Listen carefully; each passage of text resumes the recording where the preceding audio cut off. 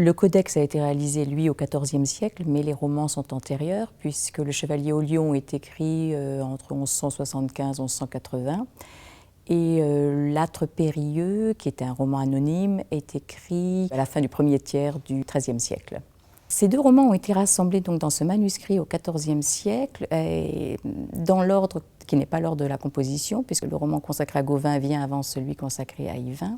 Pourquoi ont-ils été rassemblés? Sans doute parce que tous les deux interrogent la question de la renommée, de la réputation, du renom.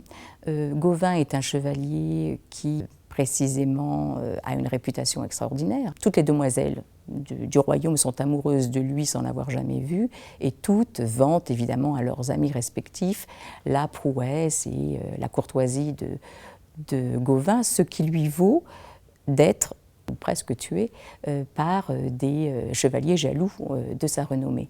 Et une fois que donc tout le monde pense que Gauvin est mort, Gauvin, puisqu'il a perdu sa réputation d'une certaine manière, il l'a perdue aussi en ne défendant pas la demoiselle à la cour, perd pratiquement son être en fait. Sa réputation, c'est son être.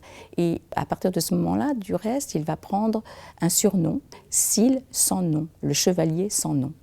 Et il va devoir donc reconquérir son identité en retrouvant sa réputation précisément. Donc on voit bien comment ce roman tourne autour de cette idée du renom.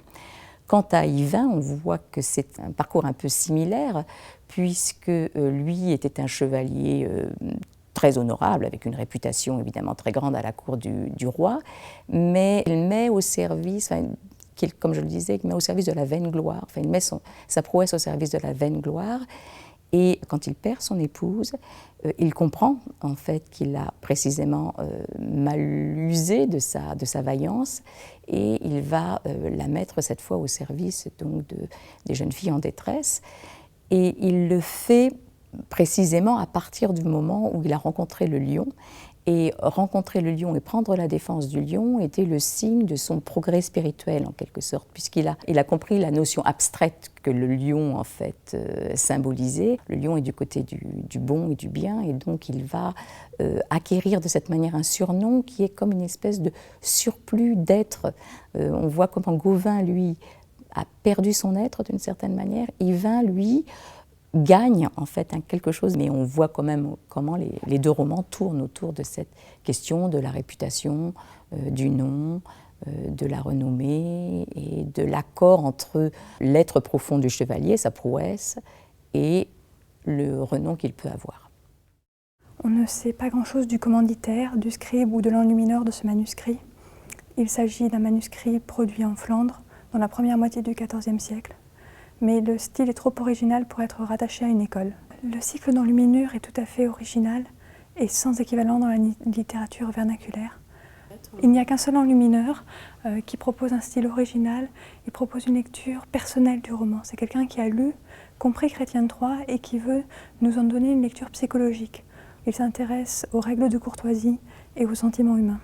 L'illustration de L'Âtre périlleux est particulièrement originale, puisque l'enlumineur nous propose un bifeuillet, donc 2 peintures pleine page qui introduisent le texte et quelques enluminures au fil du texte pour compléter ce bifeuillet. Ce collecte, c'est tout à fait particulier parce qu'il n'existe que 8 manuscrits complets d'Yvain. Les manuscrits de Chrétien III sont assez rares et ils sont très rarement illustrés puisque les œuvres de Chrétien étaient tombées en désuétude avant la grande période de production de manuscrits de luxe en langue française. Ce manuscrit était en collection privée jusqu'au XVIIIe siècle. Son dernier possesseur est connu, il s'agit du marquis de Lassay. Puis le manuscrit est entré dans les collections royales en 1740.